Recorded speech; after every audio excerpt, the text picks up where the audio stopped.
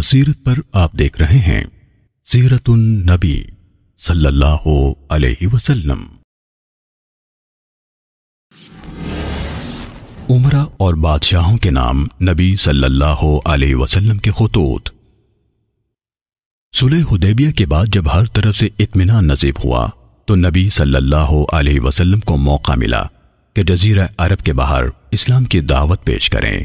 لہذا نبی صلی اللہ علیہ وسلم نے عربی اور عجمی بادشاہوں کے پاس اسلام کی دعوت دینے کے لیے ایلچی بھیجے اور خطوط لکھے۔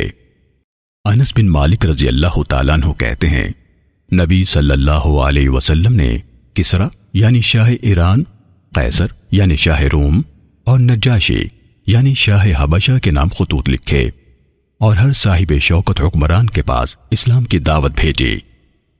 نبی صلی اللہ علیہ وسلم نے عمر بن امیہ ضمری کے بدس نجاشی کو خط بھیجا تو اس نے اسلام قبول کیا اور نبی صلی اللہ علیہ وسلم کی نبوت کا اقرار کیا۔ رسول اللہ صلی اللہ علیہ وسلم نے دحیہ بن خلیفہ کلبی کو خط دے کر روم کے بادشاہ قیصر کے پاس بھیجا، جس میں اسے اسلام کی دعوت دی، مگر بادشاہت کی محبت اور اس کے جانے کے خوف سے اس نے اسلام قبول نہیں کیا۔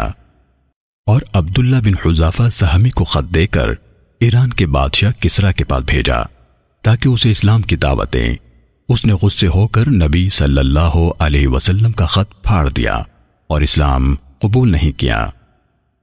اسلام کی دعوت دینے کے لیے نبی صلی اللہ علیہ وسلم نے حاتب بن ابی بلتع رضی اللہ تعالیٰ عنہ کو خط دے کر مصر میں قبطی بادشاہ مقوقس کے پاس بھیجا۔ اس نے اسلام قبول نہیں کیا۔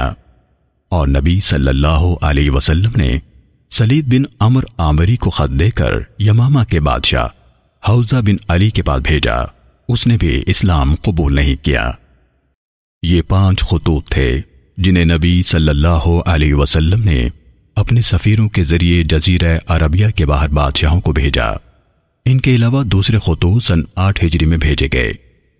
یہ 5 خطوط نبی صلی اللہ علیہ وسلم نے محرم سن 7 ہجری میں بھیجے۔ جن بادشاہوں کی طرف انہیں بھیجا گیا ان پر بہت اثر ہوا۔